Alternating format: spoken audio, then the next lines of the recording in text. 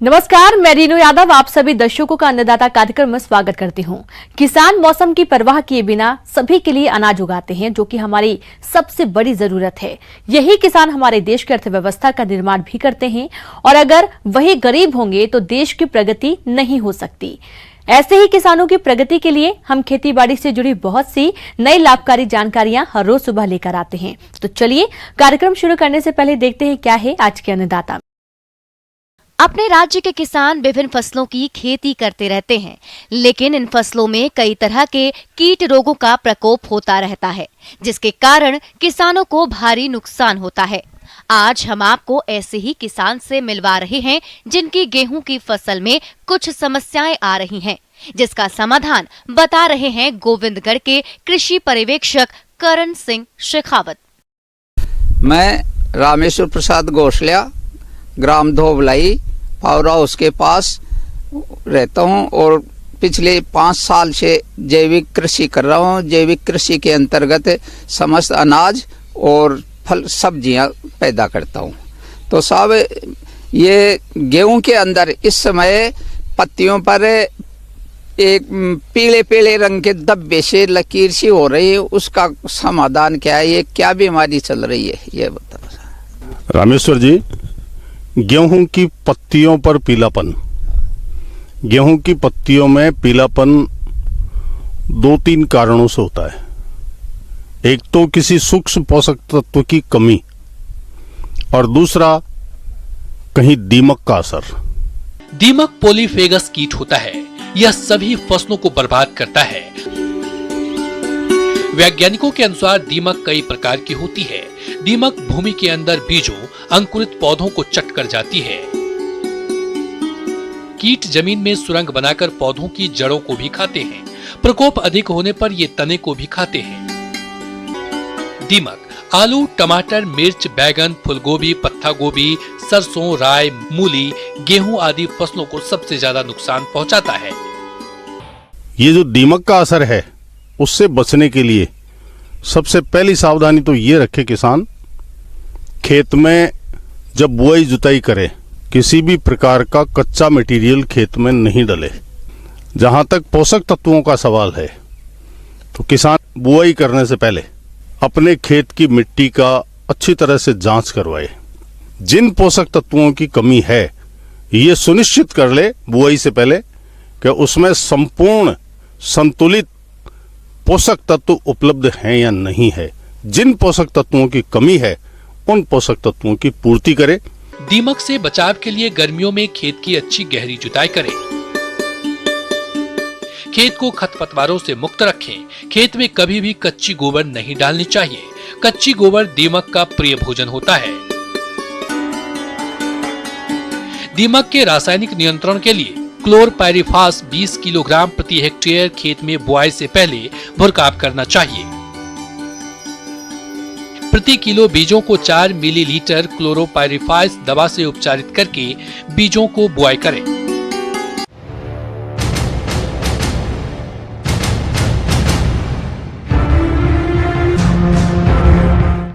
फिर भी यदि इन उपायों से भी दीमक नियंत्रण नहीं होती है, तो रासायनिक का उपयोग करें अंत में। और रसायन में क्लोरोपाइरिफॉस 400 ml कच्ची बीघे में ये पानी के साथ दे सकते हैं। इसके अलावा क्यूनालफॉस ये 400 ml कच्चे बीघे के हिसाब से अपन दे सकते हैं और इनसे आसानी से दीमक का नियंत्रण हो जाएगा। जैविक खेती के अंदर हमें दीमक नियंत्रण का एक छोटा सा उपाय बताया बिना पैसे के। क्या उसमें 10-15 फीट के फासले पर लगभग 8-9 इंच के छोटे छोटे खड्डे बना लो। उसमें लकड़ी का बुरादा भर दो और लकड़ी का बुरादा के ऊपर एक गोबर की थेपड़ी रख दो। क्योंकि दीमक है, भूखी रहने पर ही वो गेहूं की फसलों की जड़ों को काटती है, अपना भोजन लेती है। यदि उसका ये जो लकड़ी का बुरादा है, वो बुरादा दीमक खाएगी, सारी आसपास की दीमक उसके ऊपर टूट करके पड़ेगी और फसल की तरफ वो बच जाएगी। धन्यवाद रामेश्वर जी, ये बहुत अच्छा नवाचार आपने बताया है। इसके अतिरिक्त मक्का के जो दाने निकालने के बाद जो सिट्टे बचते हैं, इन सिट्टों को भी मटके में डाल के और नमी रख के, और यदि जगह जगह पे ये रखे जाएं तो दीमक स्वतः ही अपना भोजन समझते हुए उसमें ऐसी स्मेल आती है और उसमें छोटे छोटे छेद भी करता है मटके में, और उसमें आसानी से वो एकत्रित हो जाएगी और अपनी फसल उससे सुरक्षित रह जाएगी। धन्यवाद। किसान भाइयों, अभी तक आपने खेती से जुड़ी कुछ उपयोगी जानकारियां देखी हैं। अब लेते हैं एक छोटा सा ब्रेक, जल्द ही लौटेंगे। कार्यक्रम में आगे भी खेती बाड़ी से जुड़ी बहुत सी महत्वपूर्ण जानकारियां, तो बने रहिए हमारे साथ। ब्रेक के बाद एक बार फिर से आप सभी दर्शकों का अन्नदाता में स्वागत है। अब रुक करते हैं अगली कड़ी की ओर। आजकल खेती की जोत घट रही है और किसान को खर्च के हिसाब से लाभ कम मिल रहा है, लेकिन किसान यदि उन्नत तकनीकियों को अपनाकर खेती करें तो उत्पादन बढ़ा सकते हैं। इसके अंतर्गत आज बात कर रहे हैं एरोपोनिक्स तकनीक से आलू के बीजोत्पादन के बारे में, जिसमें बिना जमीन और बिना मिट्टी के ही आलू उगेंगे और पैदावार भी बढ़ेगी। तो क्या है ये तकनीक, इस बारे में जानकारी दे रहे हैं डॉक्टर मुनीश सिंगल। बीज उत्पादन में जो नवीनतम तकनीक अब इस्तेमाल की जाती है, जिसे कि एरोपोनिक्स कहते हैं, उसके बारे में मैं थोड़ा बहुत आपको बताता हूँ। एरोपोनिक्स में जैसा कि आप देख रहे हैं, अगर आप देखेंगे तो हवा में लटकते हुए आपको आलू दिखाई दे रहे हैं। आलू का बीज उत्पादन करने के लिए आमतौर पर हम ग्रीन हाउस तकनीक का इस्तेमाल करते थे, जिसमें पैदावार काफी कम आती थी। अब एरोपोनिक तकनीक से आलू का उत्पादन किया जाएगा, जिसमें बिना मिट्टी बिना जमीन के आलू पैदा होंगे। ये जो विधि है जिसमें आलू हवा में लटक रहे हैं, ये एरोपोनिक्स तकनीक कहलाती है। और इस एरोपोनिक्स में आलू को जो भी ज़रूरत है, उसको जो भी हम मिट्टी में खाद में हम जो उसके न्यूट्रिएंट्स देते हैं, उन न्यूट्रिएंट्स को हम यहाँ मिट्टी में ना देकर यहाँ पे हम, अगर आप देख पा रहे हो तो हम एक ये पाइप की लाइन बिछी हुई है जिसमें नोजल्स लगे हैं। तो इन नोजल्स के थ्रू हम मिस्टिंग के थ्रू हम आलू के पौधों को, उनकी जड़ों को ये सारी जो भी न्यूट्रिएंट्स रिक्वायर्ड हैं, जो भी ये हम पहुंचाते हैं इनको। एरोपोनिक तकनीक से अच्छी गुणवत्ता का आलू उगाया जा रहा है। एरोपोनिक तकनीक में पौधे के टिश्यू को प्लास्टिक शीट के छेद में लगाया जाता है। जड़ एक बॉक्स में लटकी होती है, फिर मिट्टी की जगह सारी खुराक छिड़काव करके उसे दी जाती है। जब बॉक्स में लटकी जड़ में आलू लग जाते हैं तो बॉक्स को खोलकर आलू को अलग कर लिया जाता है। यहाँ पे हम देखिए मुख्यतः हम यहाँ पे जो किसानों की डिमांड रहती है जिन बीजों के लिए, हम उसकी वैरायटीज़ को ही, ये पहली बार है जब आलू प्रौद्योगिकी शामगढ़ केंद्र शामगढ़ में ये तकनीक इस्तेमाल की जा रही है। और हम उसमें मुख्यतः पुखराज, मोहन और कुछ नई वैरायटीज़ हैं जैसे लीमा है, नीलकंठ, इनके बीजों का उत्पादन हम कर रहे हैं। इसमें 18 से 20,000 पौधों को का उत्पादन की इसमें क्षमता है। और उसमें से 18 से 20,000 में हम तकरीबन, अगर हम एक एवरेज यील्ड लें तो हम 8 से 10 लाख हमें सीड पोटैटो के मिनी ट्यूबर्स हमें इसमें मिल सकते हैं। और इसमें अब सबसे अच्छी बात इस तकनीक की ये है कि इसमें आपको आलू के जो बीज इस तकनीक से मिलेंगे, उनकी गुणवत्ता बहुत उच्च स्तर की होगी। वो पूरी तरह से जो मिट्टी से जनित जो रोग होते हैं उनसे ये पूरी तरह से बचे हुए होते हैं। इनमें इस तरह का कोई भी मिट्टी जनित रोगों का डर नहीं होता है।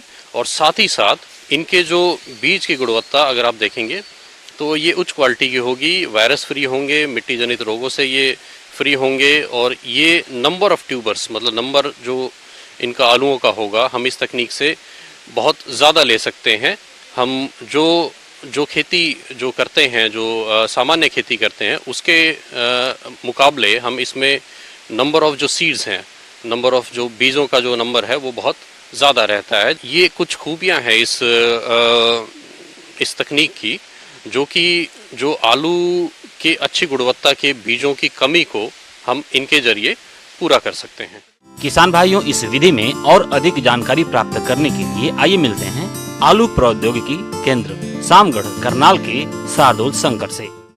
एरोपोनिक टेक्निक एक लेटेस्ट टेक्निक है मिनी ट्यूबर प्रोड्यूस करने की। मिनी ट्यूबर हम लोग ब्रीडर सीड बोलते हैं और आलू प्रौद्योगिकी केंद्र शामगढ़ ने एक कदम और गुणवत्ता की सीड गुणवत्ता को बढ़ाने के लिए एक कदम और आगे बढ़ा दिया है। इसमें 2 करोड़ की लागत से हमने यहाँ एक एरोपोनिक यूनिट तैयार की है CPRI की मदद से। इसके अंदर हम लोग लगभग 18 से 20 हज़ार प्लांट्स लगा रहे हैं और इसमें लगभग 10 मिलियन यानी कि 10 लाख मिनी ट्यूबर्स आलू के विभिन्न वैरायटीज़ के हम लोग प्रोड्यूस करेंगे। इससे हमारी जो आलू की मिनी ट्यूबर जो प्रोडक्शन की क्षमता है वो लगभग 3 गुना हो गई है। पहले जो हम लोग 5 लाख ट्यूबर्स बना रहे थे, अब हम लोग लगभग 15 से 20 लाख ट्यूबर हर साल प्रोड्यूस कर सकेंगे। इसमें एक पौधा 40 से 60 छोटे आलू देगा, जबकि पूर्व की ग्रीन हाउस वाली तकनीक से एक पौधे से 5 आलू ही निकलते थे। लेकिन एरोपोनिक तकनीक से तैयार हुए पौधे को खेत में बीज के तौर पर रोपित किया जा सकेगा। इस तकनीक से करीब 10 से 12 गुना पैदावार बढ़ जाएगी। गुणवत्ता के मामले में जो सीड है अभी किसानों को नहीं मिल रहा था, लेकिन जिस तरह से हम लोग ये ब्रीडर सीड के अंदर हमारी जो क्षमता है वो उत्पादन की वो बड़ी है, इससे फार्मर्स को, किसानों को अच्छी गुणवत्ता का सीड विभिन्न श्रेणी का जैसे फाउंडेशन सर्टिफाइड और दूसरे जो सीड्स हैं वो आराम से और इजीली अवेलेबल हो जाएंगे। आगे और भी खेती बाड़ी से जुड़ी बहुत सी रोचक जानकारियां। यहाँ पर रुकेंगे एक और छोटे से ब्रेक के लिए, जल्द हाजिर होते हैं। ब्रेक के बाद एक बार फिर से आप सभी दर्शकों का अन्नदाता कार्यक्रम में स्वागत है। बढ़ते हैं अगली प्रस्तुति की ओर। मौसम के अनुसार प्रबंधनों पर टिकी आपकी खेती बाड़ी और इसलिए मौसम पूर्वानुमान और उस पर आधारित साप्ताहिक कृषि सलाह इस प्रकार है। ग्रामीण कृषि मौसम सेवा, भारत मौसम विज्ञान विभाग जयपुर द्वारा भेजे गए मौसम पूर्वानुमान रिपोर्ट के आधार पर किसानों को सलाह दी जाती है कि कोरोना के गंभीर फैलाव को देखते हुए किसान भाई सरकार की सलाह का सख्ती से पालन करें और स्वयं की उचित देखभाल, व्यक्तिगत स्वच्छता, मास्क का उपयोग, साबुन से उचित अंतराल पर हाथ धोने तथा एक दूसरे से सामाजिक दूरी बनाए रखने पर विशेष ध्यान दें। टमाटर फसल की आवश्यकता के अनुसार हल्की सिंचाई करें। परिपक्व टमाटर के फलों की तुड़ाई करें। टमाटर की फसल में फल फटने की समस्या को रोकने के लिए बोरेक्स 15 से 20 किलोग्राम प्रति हेक्टेयर की दर से भूमि में डालें या बोरेक्स की 4 ग्राम मात्रा प्रति लीटर पानी की दर से घोलकर खड़ी फसल में छिड़काव करें। वर्तमान समय में समय से बोई गई गेहूं की फसल जो कि शीर्ष अवस्था पर पहुंच गई है और यह सिंचाई के लिए महत्वपूर्ण समय है, इसलिए किसानों को सलाह दी जाती है कि कृपया गेहूं की फसल में सिंचाई दें। गेहूं और जौ की फसल में पीली रोली रोग लगने की अधिक संभावना है। इस बीमारी को नियंत्रित करने के लिए मैंकोजेब की 2 ग्राम मात्रा प्रति लीटर पानी की दर से घोलकर छिड़काव करें। गेहूं की फसल में अनावृत कंडुआ को नियंत्रित करने के लिए संक्रमित पौधों को उखाड़कर खेत से हटा दें। प्याज की फसल में खुरपी से गुड़ाई करने का उचित समय है और उसके बाद सिंचाई करें। वर्तमान मौसम की स्थिति में थ्रिप्स के हमले और बैंगनी धब्बा के संक्रमण के खिलाफ समय पर बोई गई प्याज की फसल की निरंतर निगरानी की जानी चाहिए। मौसम साफ होने पर चिपचिपा पदार्थ टिपोल 1 ग्राम प्रति लीटर पानी की दर से, साथ में मैंकोजेब 3 ग्राम प्रति लीटर पानी की दर से घोलकर छिड़काव करें। मौसम को ध्यान में रखते हुए इस सप्ताह टमाटर, मिर्च पौधों की रोपाई की जा सकती है। चने की फसल में सूखा जड़ सड़न रोग देखा गया है। फसल को बीमारी से बचाने के लिए शुष्क अवधि के दौरान सिंचाई करें। चने की फसल में फली छेदक लट का प्रकोप हो सकता है। इस कीट के नियंत्रण के लिए NPB 250 LE प्रति हेक्टेयर या सिंचित अवस्था में क्विनाल्फास 25 EC की 1 लीटर मात्रा प्रति हेक्टेयर की दर से छिड़काव करें। किसानों को सलाह दी जाती है कि फूल गोभी और पत्ता गोभी की फसल में हीरक पृष्ठ पतंगा कीट की निगरानी के लिए फेरोमोन ट्रैप 3 से 4 ट्रैप प्रति एकड़ लगाएं। पत्ता गोभी और फूल गोभी की फसल में चेपा कीट देखा जा रहा है। इसको नियंत्रित करने के लिए इमिडाक्लोप्रिड 17.8 SL की 0.3 मिलीलीटर मात्रा प्रति लीटर पानी की दर से घोलकर छिड़काव करें। किसानों को सलाह दी जाती है कि वे जल्दी बोई गई सरसों की फसल को काट लें। चेपा द्वारा सरसों की फसल को अधिक संक्रमित होने की संभावना है। इस कीट को नियंत्रित करने के लिए इमिडाक्लोप्रिड 17.8 SL की 1 मिलीलीटर मात्रा प्रति 3 लीटर पानी की दर से घोलकर छिड़काव करें। अगर खेत में खरपतवार दिखाई दें तो उसे हटा दें, क्योंकि इस समय खरपतवारों के बीज बनने का समय है। अभी खरपतवारों को खेत से हटा दें तो अगले साल खरपतवारों के नियंत्रण में आसानी रहेगी। अन्नदाता हेल्पलाइन निशुल्क फोन संपर्क सेवा के माध्यम से आपके द्वारा पूछे गए प्रश्नों में से 1 या 2 महत्वपूर्ण प्रश्नों को हम अपने कार्यक्रम में शामिल करते हैं और इसी के तहत आज का चयनित प्रश्न और उसका जवाब इस प्रकार है। आज की अन्नदाता हेल्पलाइन में हमने जिस प्रश्न को शामिल किया है उसे पूछा है गांव लेसवा, जिला अजमेर के राजदेव सिंह ने। आपने गुलाब की फसल में चूड़िल आसिता रोग के नियंत्रण के बारे में जानकारी चाहिए है, तो इसके लिए देखिए कार्यक्रम का यह अंश। और पॉडरी मिल्ड्यू आपने जो बताया वो विंटर सीजन का सबसे मेन रोग है, आप बोलिएगा। इससे काफ़ी लॉस होती है क्योंकि इसमें जो फ्लावर की क्वालिटी होती है काफ़ी घट जाती है, अच्छी नहीं, देखने में इसका लुक नहीं होता है अच्छा, तो मार्केट वैल्यू काफ़ी किसान भाई को नहीं मिल पाता है। तो इसकी सही पहचान किसान भाइयों आपको बताने जा रही हूँ कि सबसे पहले आप जब रोज को देखेंगे, प्लांट को देखेंगे, तो उस पर लगेगा कोई पाउडर वाइट कलर का, सफ़ेद कलर का कोई पाउडर छिड़क दिया है। ये शुरू में आपको पत्तियाँ पे दिखेगी और इस समय यदि आप कंट्रोल नहीं करते हैं सीवियर कंडीशन में, ये आपको इवन स्टेम पे और फ्लावर की जो पेटल रहती है उस पर भी आपको दिखेगी, वाइट कलर का पूरा वो होती है। तो ये आपको बताती हूँ कि एक कवक फंगस के कारण होता है, स्वेलाथिका पैनोसा वेराइटी रोजी के कारण, जो कि एक फंगस है और इसकी रोकथाम बहुत ज़रूरी है। आप यदि सही टाइम पे इनिशियल कंडीशन में नहीं करेंगे तो क्या होगा कि इस बीमारी में क्या होती है कि आपकी पत्तियां पे वाइट कलर का पूरा पाउडर छिड़का हुआ जैसा दिखेगा, बाद में पर्पल कलर का या फिर ग्रे पर्पल कलर का हो जाता है और फिर पत्तियां सूख के नीचे गिरने लगती है। पूरी उसकी पत्तियां देखिएगा, जिस पत्ते पे अटैक हुआ है वो पत्तियां सूख के नीचे आपकी गिर रही है। जो नई आपकी कलियां खिलने वाली है वो ओपन नहीं हो पाती है, कलियां वैसे बंद रह जाएगी और पूरा ब्राउन कलर की हो जाती है उसकी बाहर का पेटल। और फ्लावर की यदि हुआ भी, खिल भी गया तो फ्लावर का जो पेटल्स होते हैं वो प्रॉपर शेप में नहीं रहती हैं, तो फ्लावर का लुक काफी घट जाता है। गुलाब की फसल में इस अवस्था पर कुछ रोगों का भी प्रकोप होता है और इन रोगों के आक्रमण से पौधों की प्रकाश संश्लेषण की प्रक्रिया बाधित हो जाती है और पौधे अपना भोजन नहीं बना पाते, जिसकी वजह से फसल कमजोर हो जाती है और ऐसी फसल से फूलों का उत्पादन भी कम प्राप्त होता है। इसलिए इन रोगों का सही समय पर नियंत्रण करें। इसके लिए आप सबसे पहले इसकी रोकथाम कैसे कीजिए, तो इसकी रोकथाम के लिए कि जैसे ही आपको पहला आपके खेत में पहला ही रोग की बीमारी दिखे तो आपको रेगुलर मॉनिटरिंग करनी होगी खेत में, जिसकी खेत है ना। इसलिए किसान भाइयों के ये नहीं कि लगाएं और फिर हार्वेस्टिंग के टाइम में जाएं, आप बीच बीच में देखते रहिए। तो जैसे ही इस तरह का देखें कि पत्ते पे वाइट कलर का आ रहा है, उसी समय आप क्या कीजिए, वैसे पौधे को उखाड़ के गाड़ दीजिए जमीन के अंदर और फिर क्या कीजिए, यहाँ पे आप यदि इनिशियल कंडीशन में है तो आप एक पानी भी स्प्रे कर देंगे तो हो जाएगा, छिड़क दीजिएगा। और यदि नहीं है तो आप क्या कीजिएगा कि बेकिंग पाउडर आता है वो नीम ऑयल के साथ मिला के उसको भी छिड़क देने से काफ़ी कंट्रोल होता है इस बीमारी से। नहीं तो हमारे यहाँ केमिकल भी बहुत सारे मार्केट में अवेलेबल हैं, जैसे मिथाइलफिनेट और आपका COC है, कॉपर ऑक्सीक्लोराइड है, आप ये सब स्प्रे कर सकते हैं। एक सल्फर डस्ट आता है जो कि काफ़ी मतलब कि काफ़ी नियंत्रण, काफ़ी मैनेजमेंट देता है इस क्रॉप के लिए, तो आप सल्फर डस्टिंग भी कर सकते हैं जो कि पॉडरी मिल्ड्यू के लिए बहुत ही कारगर उपाय है। तो इस तरह का उपाय लेकर आप पॉडरी मिल्ड्यू से निदान प्राप्त कर सकते हैं और अच्छी अपने फ्लावर का मार्केट वैल्यू पा सकते हैं। आइए अब एक नजर डालते हैं राज्य की कुछ चुने हुए मंडियों के प्रमुख फसलों के बाजार भाव पर।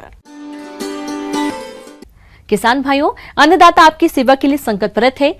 कृषि संबंधित समस्या एवं सुझावों के लिए आप हमें इस पते पर संपर्क कर सकते हैं।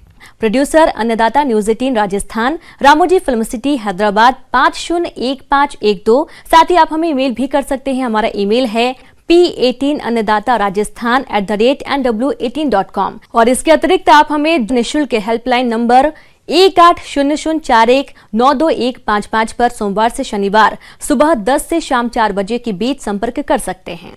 किसान भाइयों, अब समय हो रहा है आपसे विदा लेने का, तो हमारी अन्नदाता टीम को दीजिए इजाजत। कल फिर आपसे मुलाकात होगी कृषि संबंधित कुछ और महत्वपूर्ण जानकारियों के साथ। नमस्कार।